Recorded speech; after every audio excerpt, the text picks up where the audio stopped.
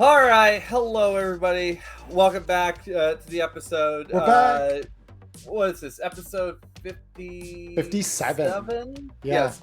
We're on the second half of episode 57. We were just talking to Peter Norton of Hollow Pond Solo Saga a little bit about single player mode. If you missed it, go down to the description and go to the first half of the episode. That will get you connected to what you missed. Here for the second half of today's episode. While not exactly like talking single player mode, it is applicable to single player mode. Yeah. But what we're going to be talking about today is writing original stories. So here recently in the past, like last year, Emmerron and I both published adventures via the homebrew policy for our Talisorian games. Yep. I posted a screen sheet, Hungry for Violence. Yeah, and I had Pay to Win, which is 50-some pages, I think. That Jay Gray specifically told me at Gen Con that's too much. And I'm like, but it has all kinds of things. It's got character sheets, it's got some items, it's got the adventure. And I ran that in 1 4-hour block at Gen Con last year. So that was wild. And you could download it off my Patreon. So I'll try to link that down in some part of a description here probably, or the comments. And hopefully Diamond will pin it since this will go up on her channel. Yes. But yes. So one of the other things that we were looking at as well this year as we were writing, I decided I'm going to try to tackle the endeavor of making a full-length campaign for use with Cyberpunk. I'm working on mission 1 right now, just because like I want to do something a little bit more with my time and be able to produce something that, well, there might be some plans for it down the road. And also this past week, Emmerron's been working on something good. I'll say that it's good. Yeah, it's I tease this on, I think, every media channel that I personally own. So my Patreon, my YouTube channel, my Discord server. I am working on another gig in the same sort of style as Pay to Win, in a sense, where it's going to be just like self-released on my personal kind of channels and stuff like that, called A Sinking Feeling. It is going to be a nautical horror adventure for Cyberpunk RED. It is again homebrew, so this is all going to be compliant with their homebrew policies and stuff, but I will be debuting that one this weekend at Roll20Con. So if you want to play it and be among the first to play it, my first session for that is going to be Saturday nights. The second is Sunday night. So Saturday and Sunday night I will be running that. And I'm very excited to do so. I'm really looking forward to see what people think. Yeah, that's more for the Twitch people. Since YouTube Roll20Con will probably be over by the time. Well, no, YouTube. If you're watching this on YouTube and you're catching this like right as Diamond posts it, there's a chance that you can still sign up for the gig. So you might get my Sunday. You might Sunday night. Okay. Sunday night at 6 p.m. Pacific. So we usually post these at 5. So an hour before. Okay. Yeah. And I'll be pinging on my server and stuff like that too. So if you are watching live and you're like, so the adventure would be starting now.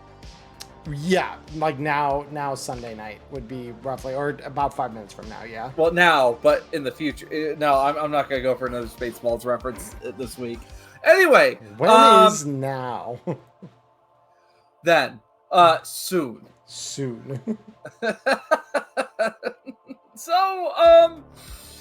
what I was trying to explore, and something that I've had to learn how to do, is writing original adventures. Now, given, a lot of people say original ideas are dead. I would say that is a bit of an overgeneralization. Like in the grand scheme original ideas, like the real big, like world changing ones, sure, there might not be a lot left that might be good. Whatever else might be out there, 2025 has been an interesting year. We've been living through historical times this year. Again. Wait, did something happen today? No. Not. I'm just saying 2025 is the again of that, because we've had 2020, we've had 2008. We've had 2021, 2022, 2023, 2024, now 2025. Yeah, we've had a lot going on. Man. But anyway, when it comes to original ideas, maybe you need to like lower the scope a little bit. Kind of, bring it down, not from like the overarching set, because like trying to create like a dystopian sci-fi role-playing game that it takes place in the dark future with like robotic augments and the country falling apart. That's already been taken. Or having dragons ruling corporations. That's already been taken. It's like those ideas have already been made, rehashed, made into other games as well, and that happens. So we take it down to the level of like adventures. So I had noticed that like I ran some smash and grab jobs before in Cyberpunk, but I've never had one that really caught my eye or was really high octane like Hungry for Violence, where very much you are getting in, you are hitting a corporate vehicle, like a corporate delivery vehicle, you are going on a car chase, and then still having another fire. Like you are like neck deep in it all the way until you get paid at the end. And it's one of those gigs where you see the format for it, but this was something different where I've also added a lot more story to it that follows kind of along the lines of Continental Brands not being too happy about the other oases along one block and some of the combat zones getting whacked. So I decided to run with it, and okay, what if I did my own thing with this product?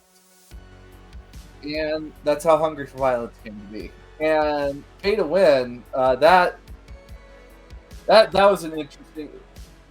That was a fever dream. That was what it was. I think it was like halfway through a week-long sprint that was entirely self-inflicted, where I ran 2 free games per day for a week on StartPlaying, just so that I could see how hard could I go, how far could I take that before I burned out and was like, I can't do this anymore. And if that wasn't already enough, it wasn't the same gig 14 times. It was a different gig each and every one of those times. So I was halfway through that, and I don't even remember where the spark kind of came from, but I'm like, I wonder what it would be like if someone's account got hacked in ELO, and knowing that everyone in Night City plays on the same server and it's only people in Night City or very, very nearby that play on that server, knowing that that's the case, how would it look if someone was to hunt down a person who stole their account? Because I've had this happen to me before. Back in high school when I played World of Warcraft a bunch, there was like a 2 or 3 month period where I couldn't pay for my subscription. And then I got a game card as a gift from one of my friends. And I was like, cool, I get to reactivate my account. Turns out, and this is not me being prejudiced in any way, Blizzard help desk, whatever, their customer service line, confirmed oh yeah, we see an IP from China logged into your account. A literal Chinese gold farmer took over my account, stole my shit because I didn't have an authenticator yet, because that was like in the nascent stages of that. Like smartphones weren't even that ubiquitous yet. So like mobile authenticators, like I had a keychain authenticator that was like maybe yay big. After this, I bought one on that call because I'm like, I don't want this ever happening again. So I spent like, I think it was like 20 bucks, 15 or 20 bucks, get this authenticator, tie that to my account. And, they let me keep all the items the gold seller had. It was just a bunch of gemstones and, like I'd so much money, and I was like, I'm not mad. I'll keep this. But I was like, if that guy weren't in China and he lived within like, 20 or 30 miles of me, within the Phoenix area, what could that then look like? Like, what would that look like? Especially if we take it that the society is violent, the society is, more than willing to kill for things that are less important than that.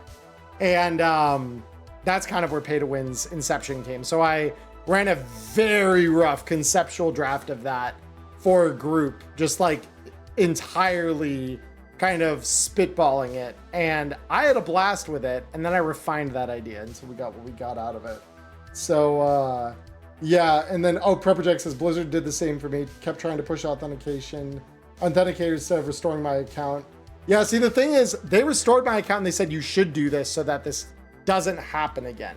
So they didn't push it as much as it was like, this has happened, we've restored it, here's how we prevent it moving forward. And I'm like, I will do that happily because I don't want this ever happening again. Please sell me on that. I don't mind at all. Like, I'd much rather this.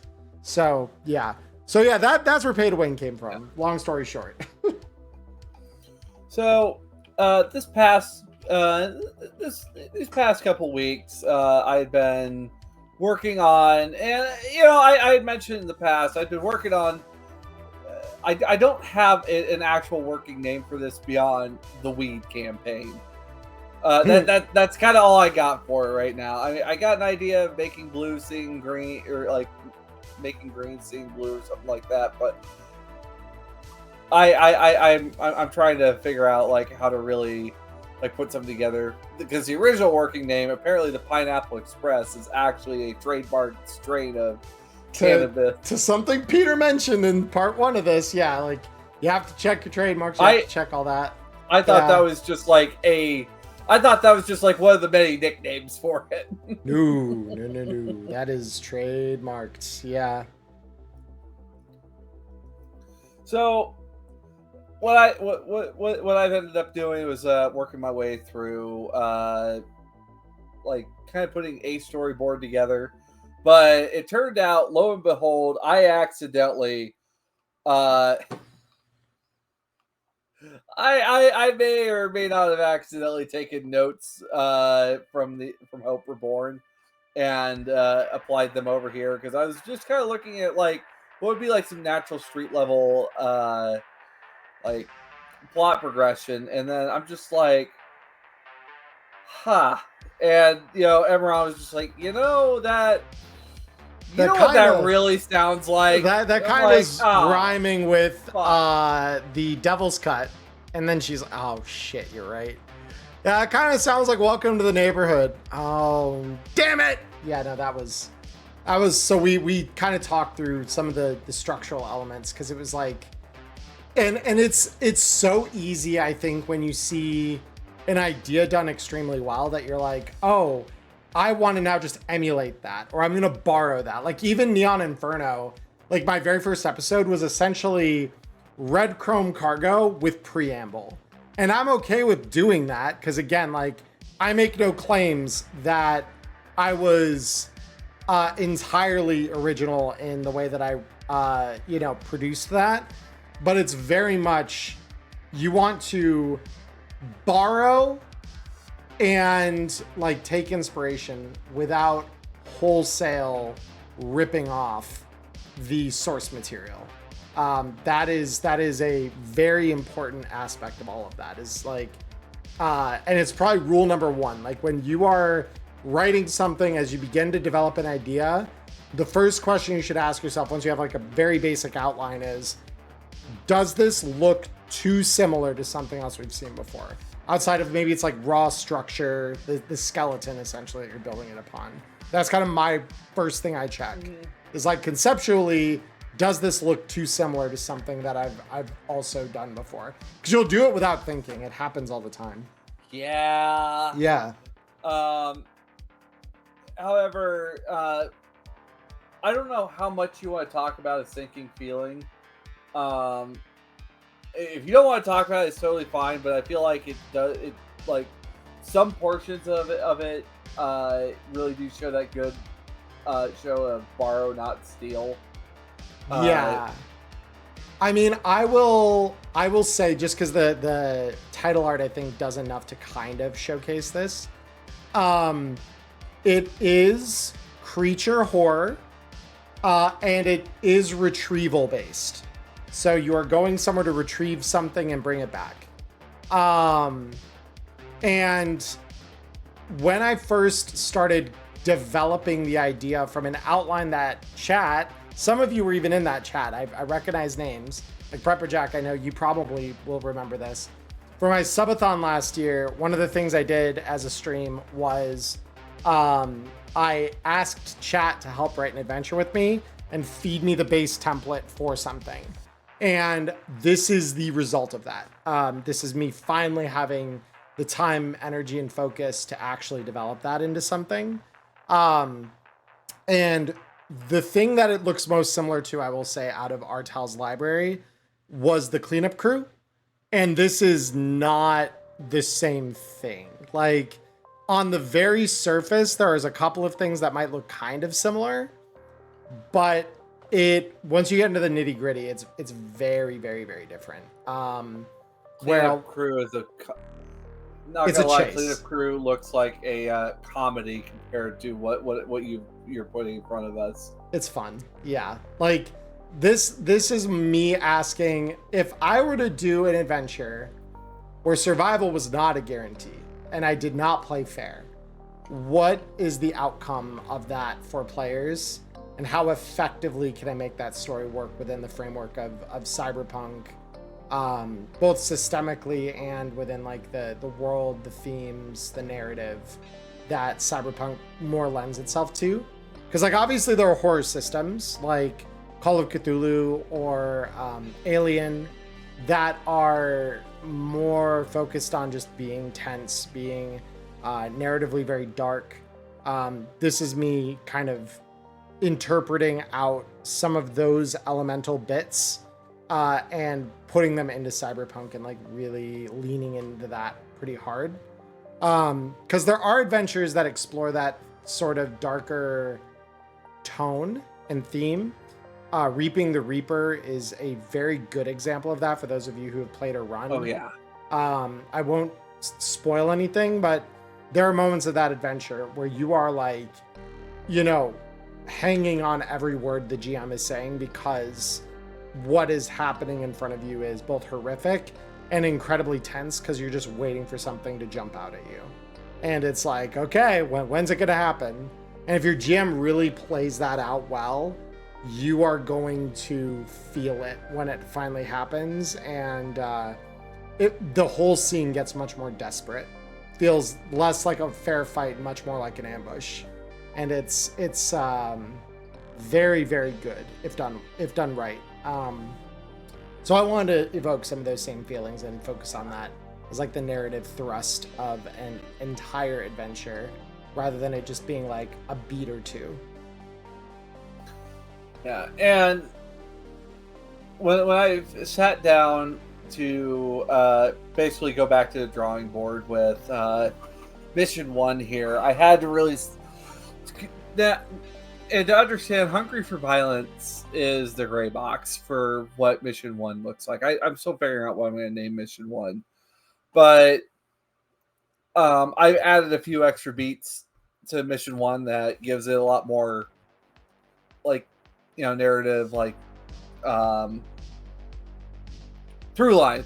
That's the word I'm looking for. Like, narrative through line to get you into the next mission, which that is another part of when you're writing original content is like does the mission that you're writing, like, does it need to connect to another mission? These are some things that I found that like really change the scope of what you're working with, what you need, and I've had to adjust, what characters might show up, what characters, you know, need to get taken out, and who really is important in those scenes. And I feel that is a really good way. So when it comes, so I'd say when it comes to like a scream sheet, like a scream sheet level gig, when you're writing that, I'd say at most, outside the players, maybe 1 or 2 important NPCs, like at best, and even then, like they probably aren't, like it's either they are, a boss level encounter, sort of like what Satan is in the Scream Sheet Snuff, or maybe it's someone just as small as like Willie Mays showing up for Break the Box or Smash the Box. Right. Like I think that overall scream sheets are, some of them can be multi-beat, like you can piece the beats apart where you're like, okay, great example that I just ran for one of my groups was an American Werewolf in Watson. Yes. That one very much feels like you've got multiple ish beats, but the broad scope of that adventure leans into one fairly long development beat because it's like just a full scope investigation.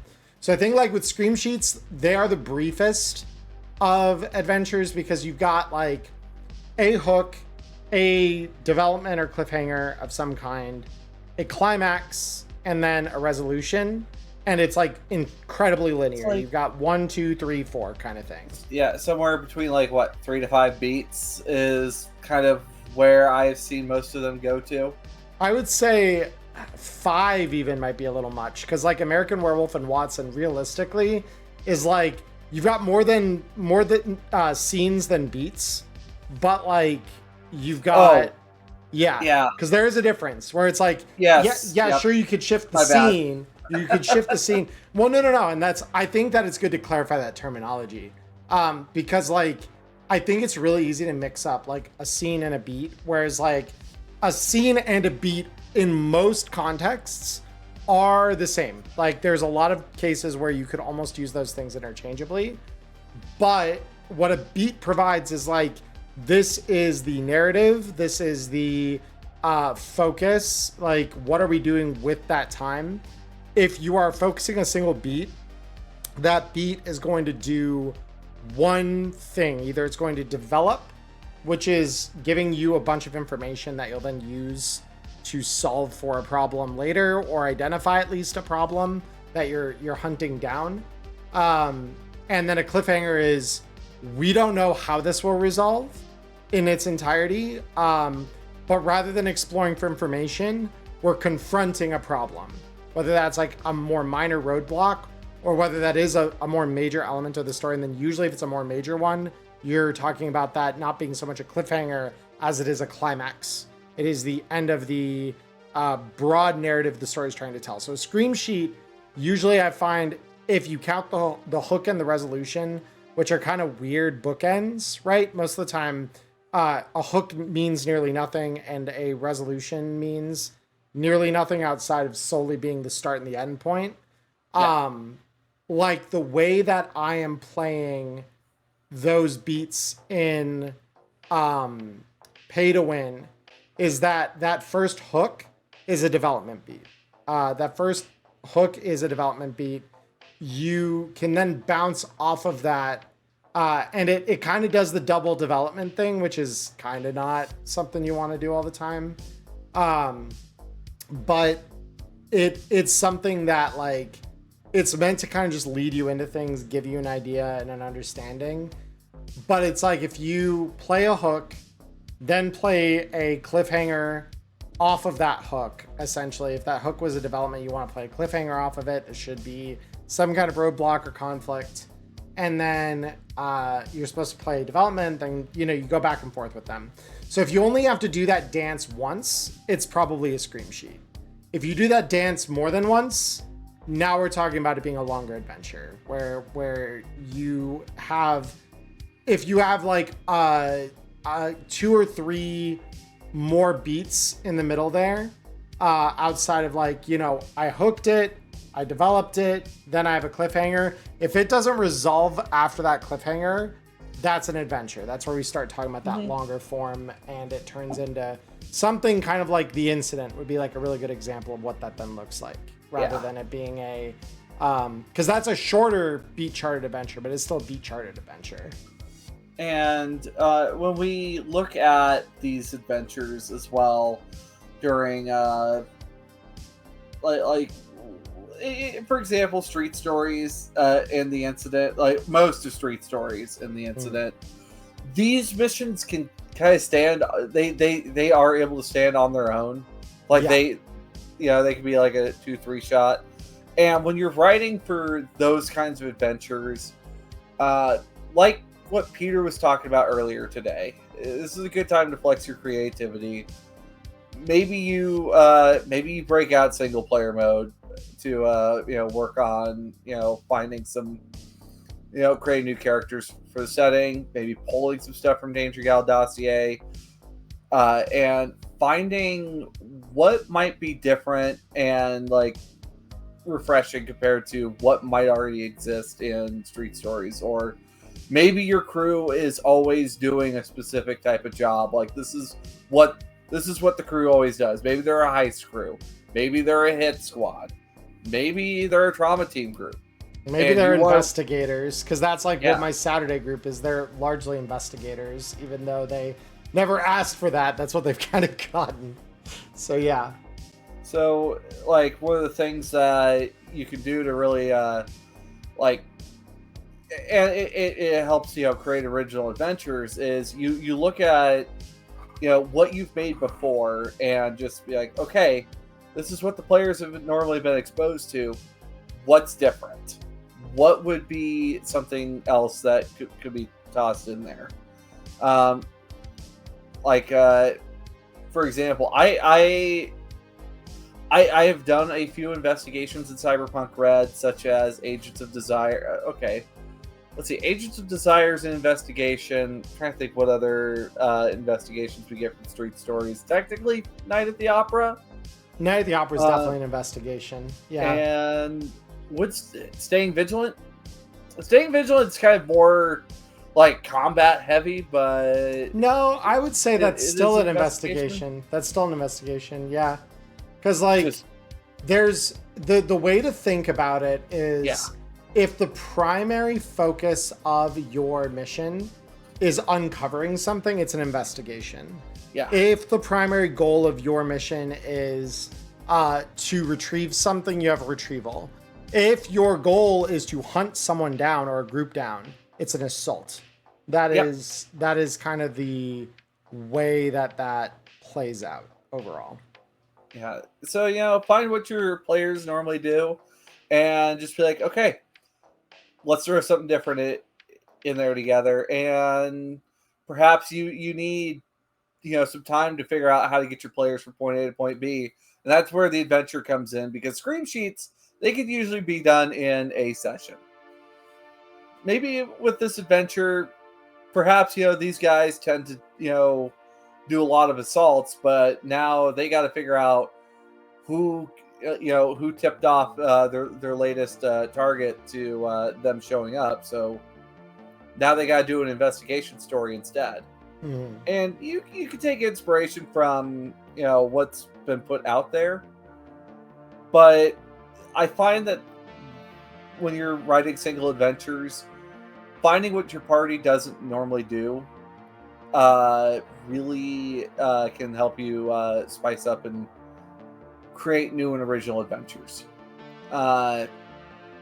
such as in the case of Black Spark, they were working on trying to find the Black Spark program.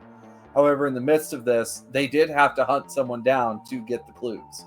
So you throw so in like the greater plot line, you have that manhunt. Yeah. And Pay to Win is a fantastic example of like those standalone adventures where I mean, you can't get it done in 4 hours, but if people were to chew the fat on it, what, you think you get 2 sessions out of it? It depends how hard they chew the fat. Because I've cleared it in 4 with a convention group with pre-generated characters, and then I ran it for my Saturday group, and I think it took us 3 or 4 sessions, something like that. Oh, because they really chewed the fat, and they really wanted to like delve into the minute parts of the scene and characters that were appearing on screen and all of that. That was all part of what they were doing. They really want to go deep with it, and so like some of this is just going to depend on your table. I don't know that there's ever a really, really good way, because like I've seen even scream sheets, like the aforementioned American Werewolf and Watson, that one by that same group, you could clear that in a single session easily. This group took 3. So 3.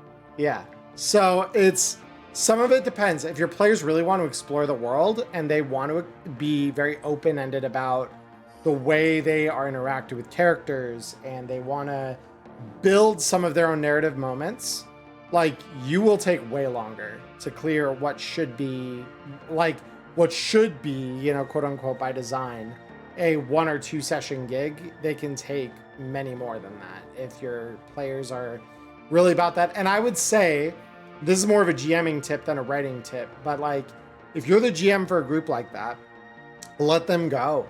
Let them run. Mm-hmm. Like, it's okay. As long as there's no like really important narrative thing happening right now that needs to happen in the immediacy on that scene, like someone is getting ready to shoot them and your players are like, let's take half an hour to discuss what's going to happen next.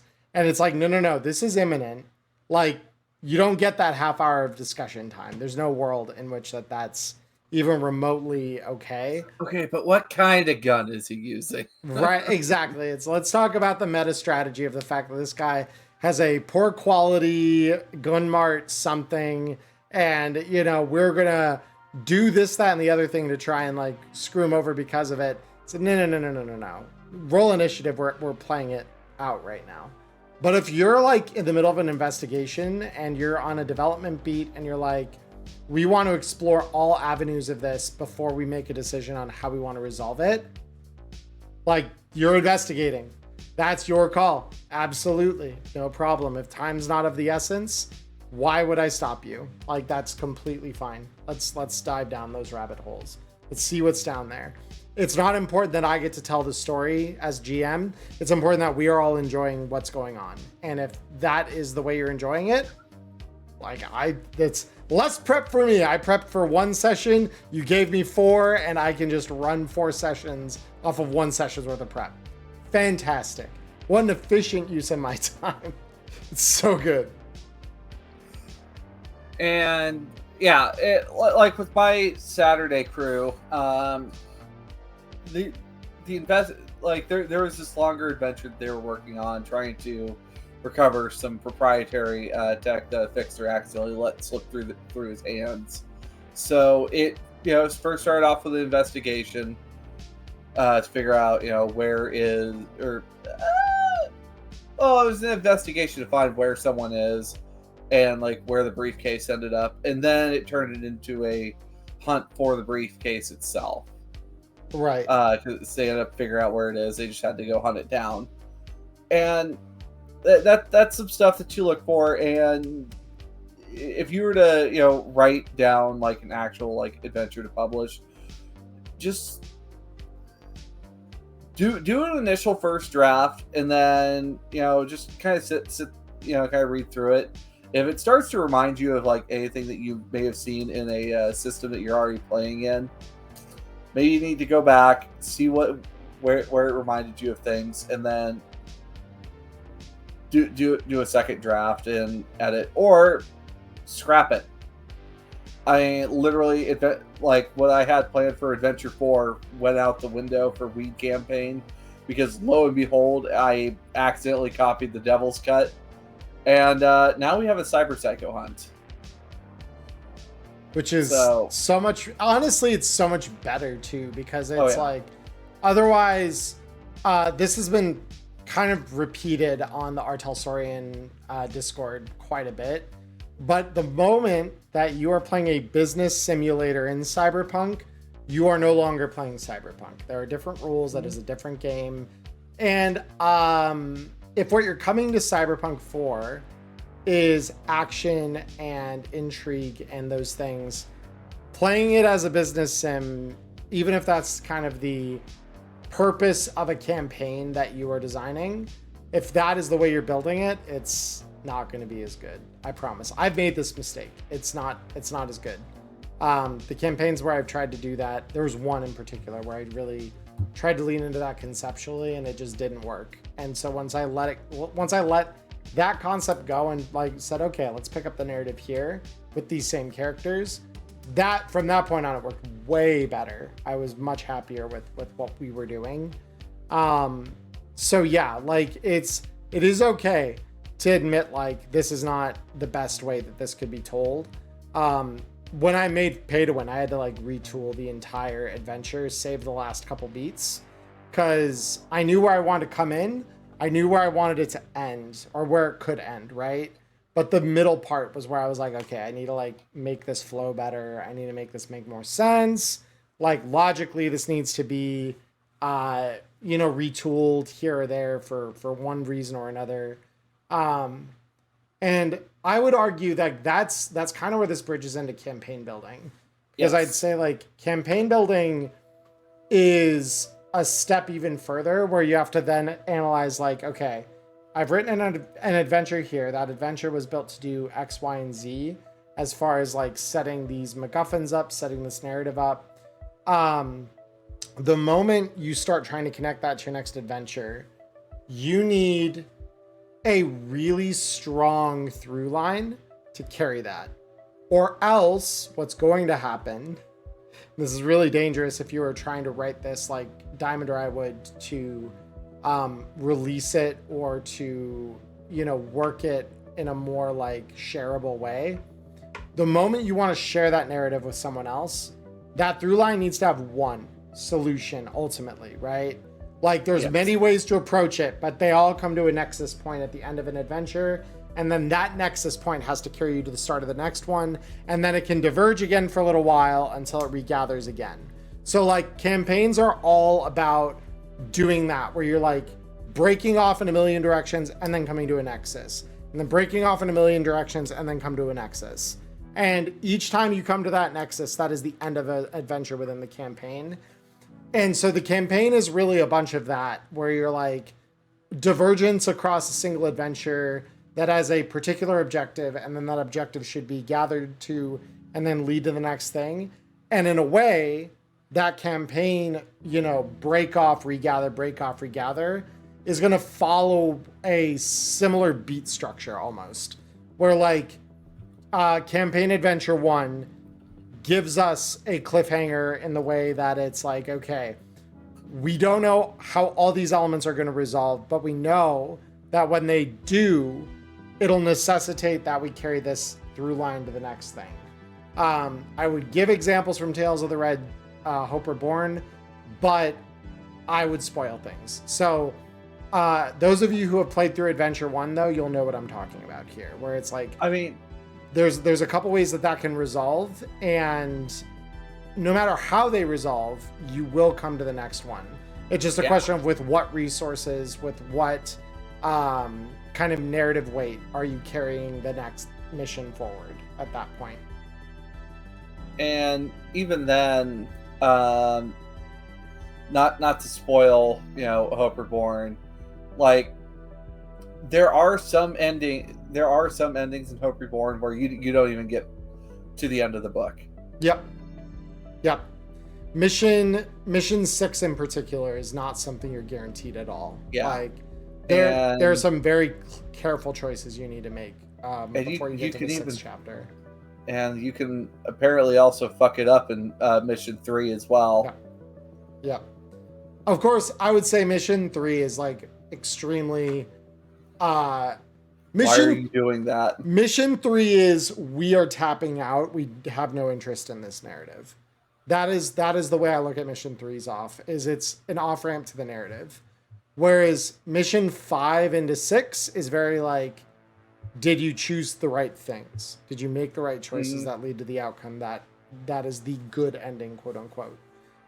Because as we know from Cyberpunk 2077, there are gigs in that actually serve, this might serve as a really good illustration of that without spoiling too much. There are ways to solve missions in that game that will gate you from doing further missions with certain characters. Like especially with love interest characters, so like Judy or Panam, where like if you do the mission wrong, for one reason or another, that is the end of the mission. You're done with it, right? And you've succeeded the mission, quote unquote, right? It's not like we're talking about a failure state, but we are talking about I chose this, and because I chose this, now the next mission in the link is not available because they've chosen just to like part ways with me. I will never see them again. And like there are choices you can make with Panam, for example, that just gate you out of one of the endings to the whole game's narrative. And that is like, that's kind of the stuff that we see in things like Hope Reborn, where it's like you'll just be gated off and be like, nope, you cannot pass this point anymore. You've burned the bridge. It's over.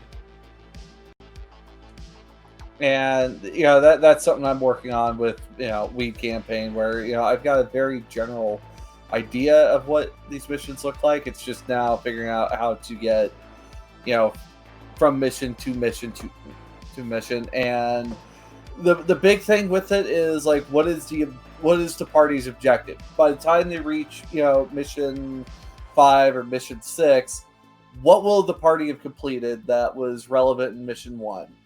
Is I think kind of the big thing that you have to ask yourself. And again, have you seen this before elsewhere? Right. Like always be asking yourself that question, like, where have I seen this one before? And obviously, like, we can all draw comparisons, I think, to stories and narratives that are similar, as long as it's not like this is narrative A with a fresh coat of paint.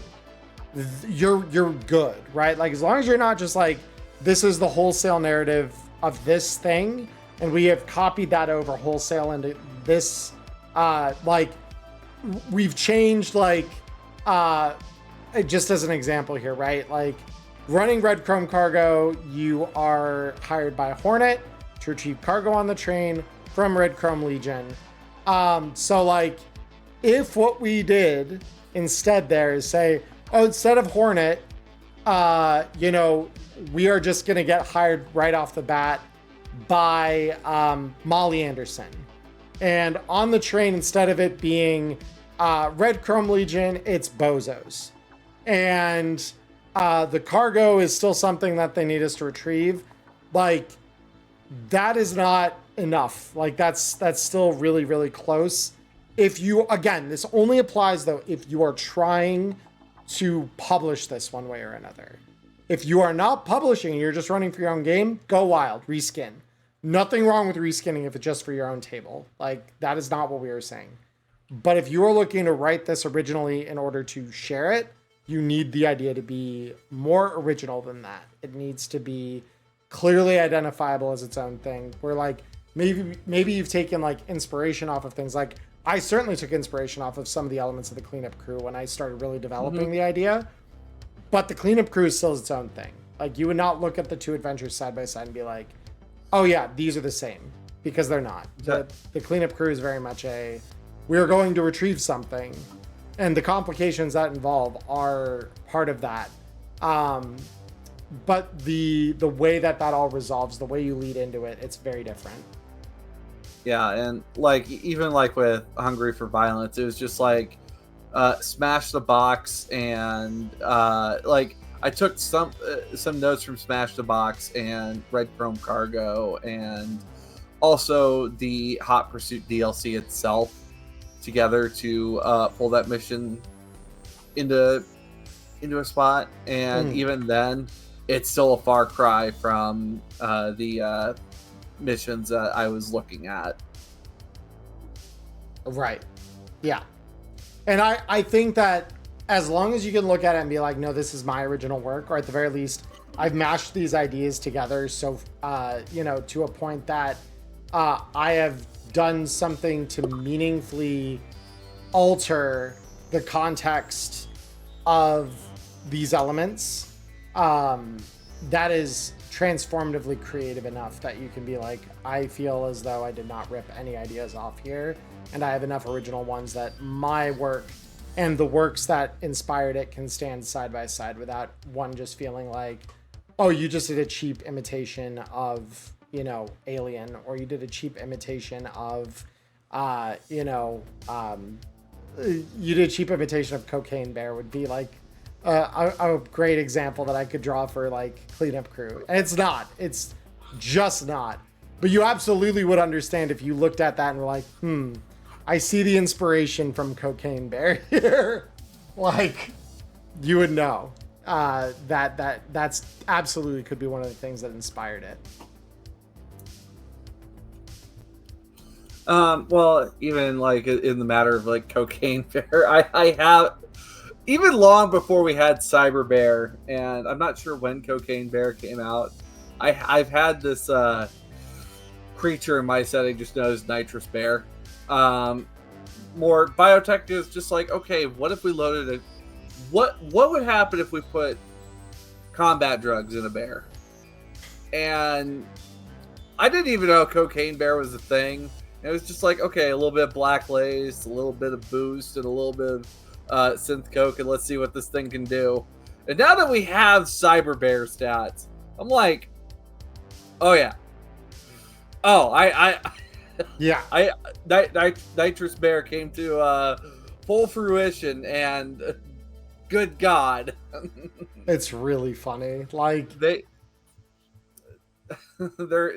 are on my random encounters table. They are number 72 of things to encounter.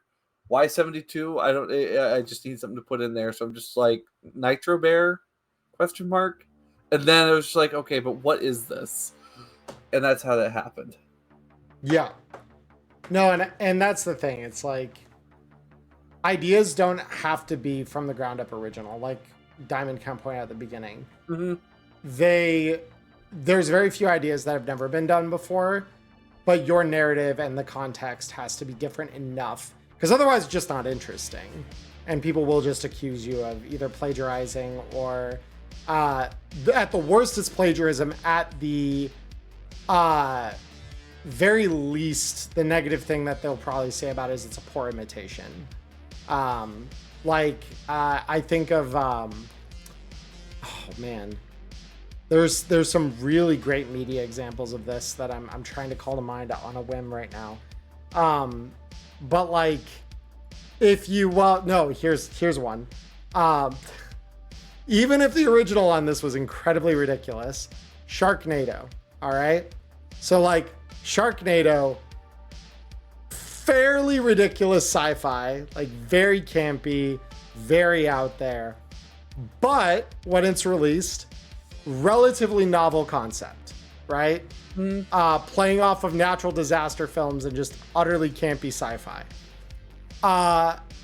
Following its release, there were other similar like creature disaster films that were not made by the same company, and they were all poor imitations of Sharknado, which is in and of itself on its own very much a campy, crazy, just like it's already at the verge of being too parody or too self-parodizing, but they made it work. Anything more than that suddenly is like, oh, we have to try our own creature thing like this. You're not going to do it as well. The moment you try to imitate, you're just a poor imitation of that. Even if the ideas are by and large your own, the moment that we see this in the game industry a lot, actually, when everyone starts jumping on a single bandwagon, battle royales, anyone? Fortnite. Yeah. Apex. Black Ops 4. Trying to think. What others did we have show up there as well? Well, so we see the battle royale genre start with PUBG, and then PUBG developed into kind of Fortnite and Apex roughly around the same time. They both kind of spoked off of it for different reasons and doing different things. Each of those were novel in their own right. And then all of a sudden, after those things got big, every major release had to have a battle royale mode. Every shooter that came out had to imitate at the bare minimum elements or trappings of that. And I will say, like, it's not that those games are necessarily bad, right? Like Warzone, lots of people like Warzone. That doesn't change the fact that it did not start as an original idea, and one could easily criticize it for just stealing what was popular and just like slapping a Call of Duty skin on it. And I would say that this is the hot take. If Warzone was not Call of Duty and was just some other generic battle royale, people would not have played it or stuck to it, I think, as hard as they did. And that is generally what you want to try to avoid. Like, will it make you money if you've got enough resources and like creativity to pour into it? Sure, like you could get it to make you money. You could, and the best you could hope for is that somehow your interpretation of ideas that are not super original somehow supplant the ones that were. That is the best you could hope for. And those ideas then need to be really, really good to the point of basically being their own thing. And this is what we're advocating for here. If you're not going to make original content, at least to make that content different enough from the thing that inspired it, that you are going to not be accused of just imitating or plagiarizing. Because there are so many good ways to imitate. Like, what is it? The saying goes, good artists create, great artists steal. Yes. And this is not to say that those artists, which are great artists, have stolen unethically. It is that they stole in such a way that the ideas were still original and they still had enough life and legs on their own to really carry whatever they were imitated by forward and do a new spin on it or give it new context. They were transformative. They stole the idea without stealing the idea, as contradictory as that might at first sound. Yeah, Cyberpunk says I run several fan-written adventures. Cannot name one that felt redundant. Exactly. And as long as there is no redundancy between the ideas, like, wait, we just did this one last week, you're probably fine. Like, there's literally nothing, there's no problem then. It's transformative. You've got a novel concept on your hand, and people aren't looking at it and say, wait, isn't this just like that with another like coat of paint slapped on it? Like, that's not a problem then. All right. Well, I am so sorry we kind of went over time there, but not really. I mean, we're still technically like 15 minutes before we end here. So. Oh, okay. Because I saw we went past the half-hour mark. Okay. No. I suppose then, when you are working on original ideas, again, it doesn't have to be something that is wholesale from scratch. It can be very much inspired by certain things. I mean, some of the adventures that I've done are inspired off games that I've played before. Some of the things that show up in my setting, I didn't realize were a thing until I started playing things later, because The Division. Yeah. Yeah. Well, this is where we start talking about, like, especially games like Fabula Ultima that are much broader and more interpretive of, like, you are going to build a world with your party. Like, that's part of session 0 is codified in that game's mechanics. You will inevitably almost always try to emulate on some level elements of other fiction. And sometimes you're going to copy more, sometimes you're going to copy less. As long as you're taking efforts at the end of that to make it your own and not tell the same narrative that another thing did, just, you know, with different paint on it, you're good. Like, we're playing through in a Fabula game that I'm currently running. We're doing a, you know, ancestral group broke the world, and the party is going to be responsible for trying to amend that wrong, because one of them has a heritage that he didn't know he had. And so it's very much like, have we seen this narrative before? Yes, there are several pieces of fiction that do something very similar to this. Most notably Final Fantasy XIV. But the way I'm telling that narrative is very, very different than the way Final Fantasy tells it.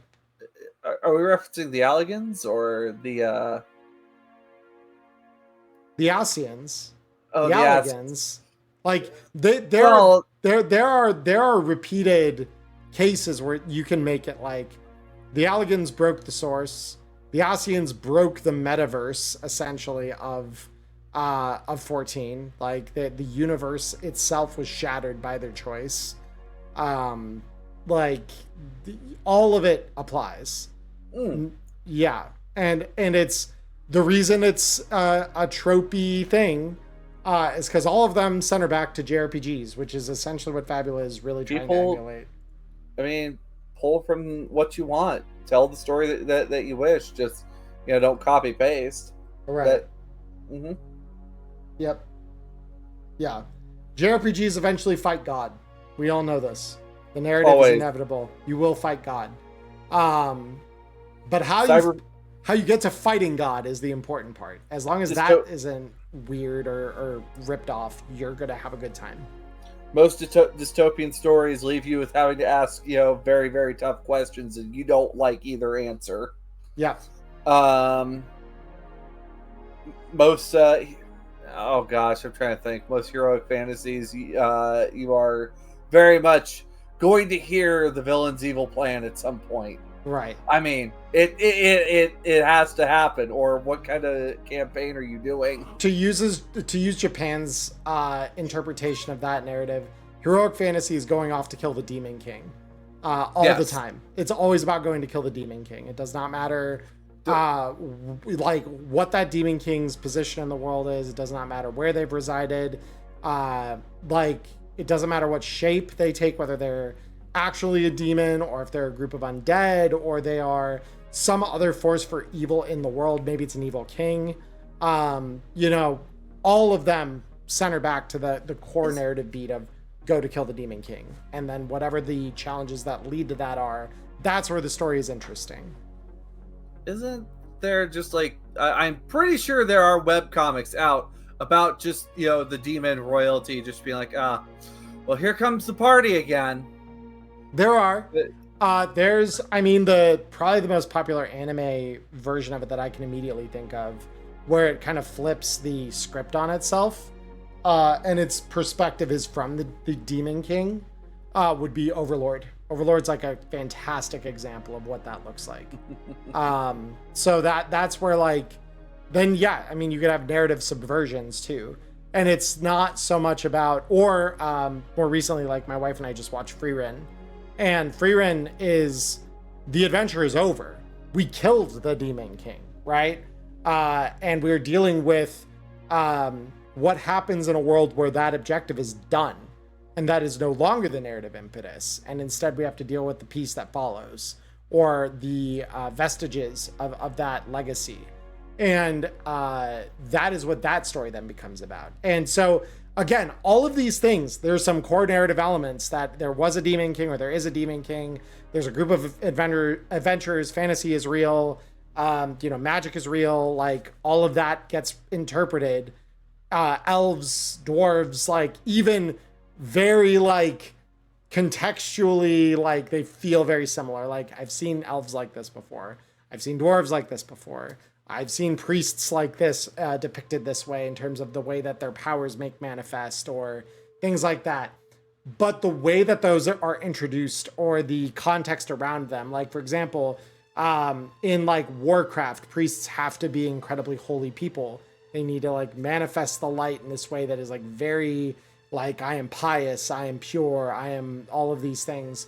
Whereas in Freerin, one of the characters we meet, and this really isn't a spoiler because we meet them very early on, the priest is a drunkard who's hungover more often than he isn't. And very much like, he is not a pious guy in the proper sense. He's not pure, he is not holy. He is a person. He is a human being with human drives and desires, and is very like, I will just drink and I will adventure. And like regularly it's like, you're a corrupt priest. And he's like, I can still cast miracles though. At the end of the day, and that's what you're hiring me for. That's why I'm part of this party, is I can cast miracles. And it again, it's the broad strokes can look very similar. The minor things, the little stuff that really matters that your players will interface with, they will remember that as original concepts that you have brought to the table. Even if all it is like 3 or 4 different IPs thrown into a blender and switched on. And you're like, all right, here's the production of that. Like all of our dark fantasy narratives at my real life table play group come back to feeling kind of like The Witcher. And that's okay. Nothing wrong with that, because The Witcher is great dark fantasy. But they always kind of begin to feel similar to that, because that's what we've taken pieces of that narrative and blended it in. Because that's like one of the best dark fantasy narratives that we all share contextually with each other and know about. So yeah, at the end of the day, when it comes to writing original content, it doesn't like you're not gonna come up with the next. Well, you might, but you may not come up with the next huge D20 fantasy RPG system that's totally original and does not use any mechanics based on a game from the 70s at all. Yeah.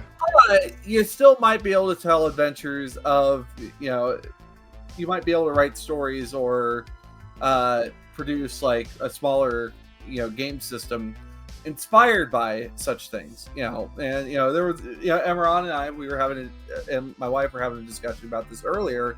Well, yeah.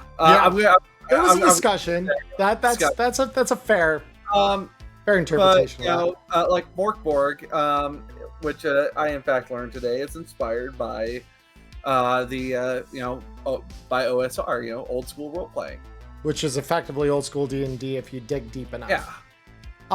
And like you could tell a Morkborg story in D&D, like you could do that. Yeah. The difference there is Morkborg's system is built to be played in a world which is actively dying. Like the world is falling apart at the seams. There is no saving that world. The world is no longer heroic. It is the last dredges of society clinging to what life it has left before the world burns. And you are playing in that environment. There's nothing wrong with telling a narrative like that in a D&D, like a full-blown D&D. But Morkborg is its own thing because it handles magic differently. It handles the world and its elements differently. Goblins are terrifying in Morkborg. In D&D, they're a minor nuisance. In Morkborg, they are fucking horrifying. You do not want to meet a goblin. Nanomachines are a wonder in like some Cyberpunk games. In fucking Cyborg, no. They're magic. Turn the fuck around and leave. No. You get cool magic powers if you hang out there long enough. Yeah. They're cool for a time until suddenly, like, oh, that fell off. I guess I don't need that. That meant you used it wrong. You used it wrong if it fell off. Just don't use it wrong. Yeah. And also, like, you have a 5% chance for any result, and it's like, yikes. Yeah. I mean, as long as you can lean, go wrong? As long as you can lean it to your advantage more times than you can't. But that's also, to be quite fair, D&D runs its DCs by 5s, right? So it's, you have DC 5, DC 10, DC 15, DC 20, et cetera, right? Borg, very much, it does it by 2s. It does it by 2s starting at 6, with the average like difficulty, right? The common difficulty being a 12. So you have a lesser chance of succeeding than failing. And so you will fail more often than not, unless you can lean things into your favor. Yeah. And even then, you may not lean them into your favor. You'll lean them into a coin flip if you get to like a DC 10. So it's like, okay, cool. Now I have a 50-50 chance that this succeeds or fails. And that is good. It's considered a good thing to do that.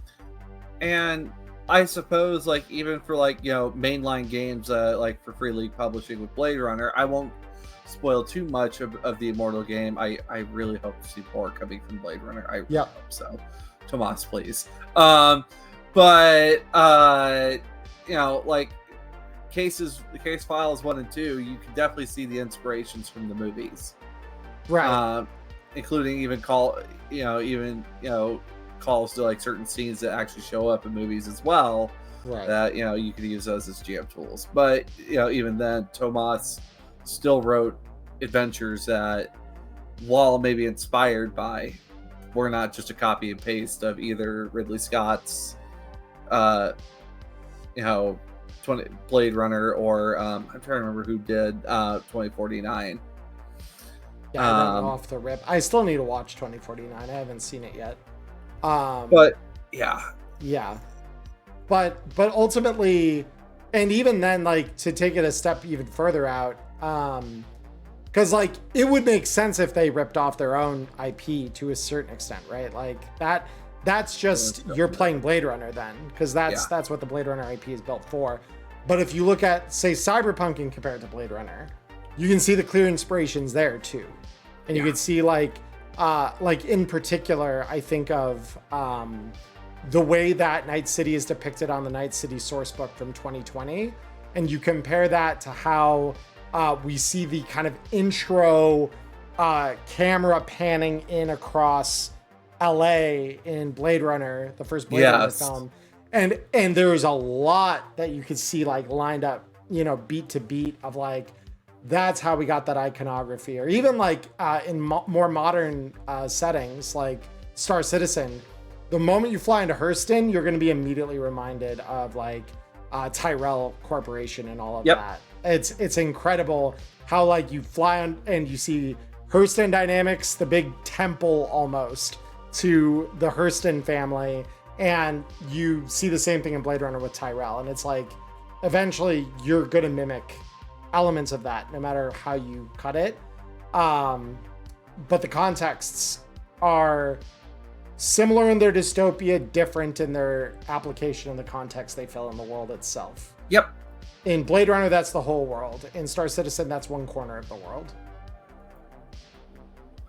So, I suppose on that note, I didn't have any questions come in this week. Neither did I don't believe. Chad, have you got questions? Yeah, do we have any questions? Speak now or forever hold your pieces. I think that's how they say it. I mean, I know it's scouting. You know, just like, anybody you need to use latrine, speak now or for a while hold your pee. Next campsite's not for another couple hours. Yeah, we got 5 miles to go, guys. Oh. I am seeing exactly 0 interaction from Chad on the question of questions. That is okay. All right. We don't always have questions. Right. The only questions I have are if I'll be able to survive the next 72 hours here as I throw myself into a battery of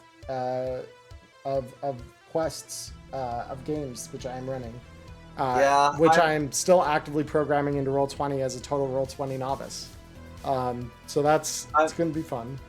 Yeah, I mean, I've still got openings for Hungry for Violence, folks. If you guys want to come in, come check us out. As of yet, I have no signups for any of my games. If you would like Same. to change that, please come be part of our games. if you want to view our stuff, I know on my half of the Wireheads episodes, I always link Diamonds and my Start Playing. The Start Playing pages we have as GMs. I do too. If you would like to join one of our Roll20 games, they are going to be listed under our profiles. There is a general link as well if maybe you don't want to play at one of our tables. We are mildly offended and understanding at the same time. I know my time slots are a little weird, but I will be mildly offended for the both of us then. But we understand there are other games going on. Cyberpunk even is not the only game which is being run. I believe the other feature games are Alien. Daggerheart, I think, is one of them. So the three that are definitely the big features are Cyberpunk, Alien, and D&D. But yeah, Daggerheart, I've seen several Daggerheart games which have been listed as well. The reason I bring this up is because the overall convention is supporting the Trevor Project. Every dollar spent is getting placed to the Trevor Project when everything is said and done. Neither the GMs nor Start Playing itself is taking a dime of the money. Even if you tip your GM at the end of a game, they do not keep that money. It goes to the Trevor Project, and that is fine. I have no problem with giving all of the things that I earn for those games over the next handful of days here to that cause. It is a very worthy, very relevant cause in the day and age which we are currently living through. As we said near the start of things here, we are living in interesting times. And those funds are going to help a very vulnerable population in the midst of these very interesting times, which directly affects them. So if you sign up for a game, we greatly appreciate it, whether that's ours or someone else's.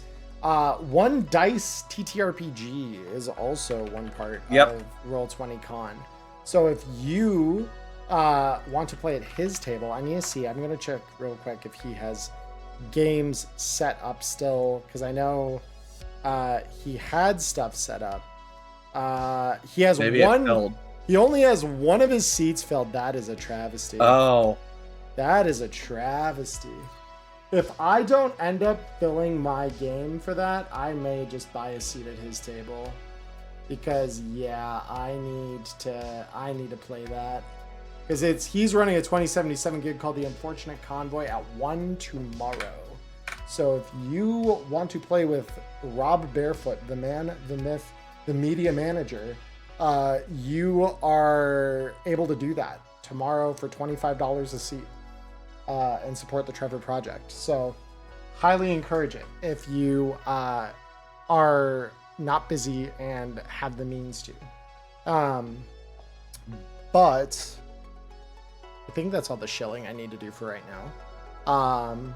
We will actually not be back next week, come to think of it. Nope.